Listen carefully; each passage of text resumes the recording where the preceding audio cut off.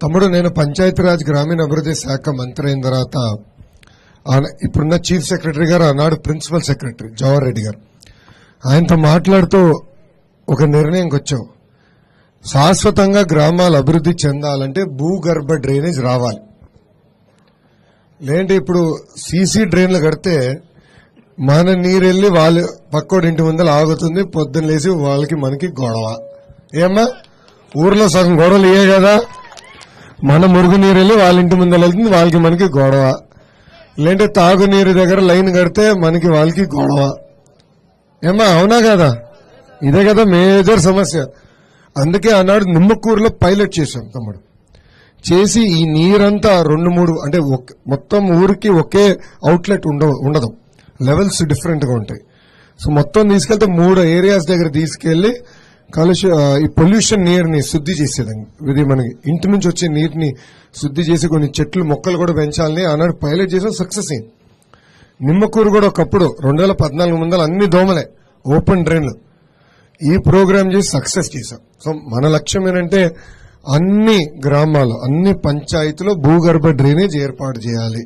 కొంచెం కష్టమైన పని అది, కానీ అది చేయాల శాశ్వతమైన పరిష్కారం అని ఒక విషయం అది చేయాలి. రెండోది మేమిచ్చాం బాబు షూరిటీ భవిష్యత్ గ్యారంటీ. దాంట్లో చాలా స్పష్టంగా ప్రతి గడపకి ఉచితంగా తాగునీరు, సురక్షితమైన తాగునీరు పైప్ ద్వారా అందిస్తాము. ఇది రెండోది. మూడోది ఇండస్ట్రియల్ పొల్యూషన్. ఇది ఇక్కడనే కాదు, పక్క నియోజకవర్గాల్లో కూడా మత్స్యకారులను కలిశారు, వాళ్ళు చెప్తాం జరిగింది. ఏపీఐఏసీ పైన ఉన్న బాధ్యత ఎఫ్లూయెంట్ ట్రీట్మెంట్ ప్లాంట్ ఏర్పాటు చేయాలి.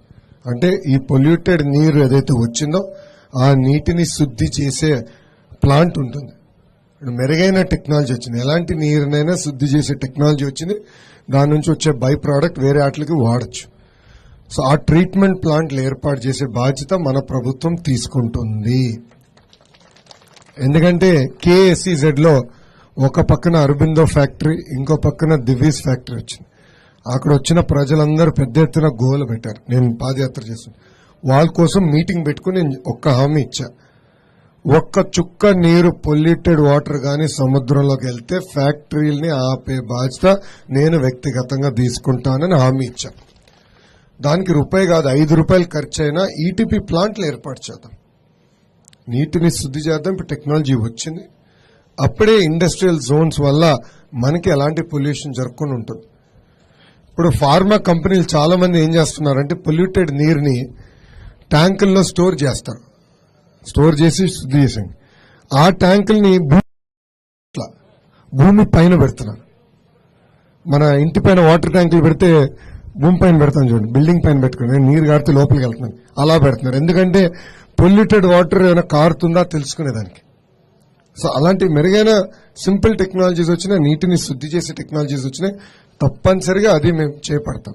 అది అవసరమైతే ఏపీఐసి డబ్బులు ఖర్చు పెట్టి మెరుగైన ట్రీట్మెంట్ ప్లాంట్లు ఏర్పాటు చేయాలి. అభివృద్ధి కంపెనీలు తీసుకొచ్చేది పొల్యూషన్ కోసం కాదు.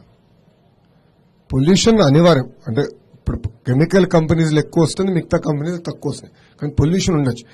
అది తగ్గించే బాధ్యత, లేకుండా చేసే బాధ్యత ప్రభుత్వాల పైన ఉంటాయి. ఆ సెజ్ డెవలపర్ పైన ఉంటుంది.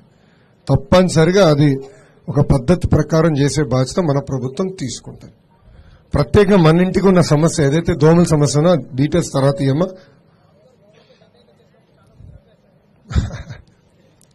ఇప్పుడు బాబు గారు దోమల పైన దండయాత్ర చేస్తే అందరూ అన్నారు ఎందుకు ఇది అని.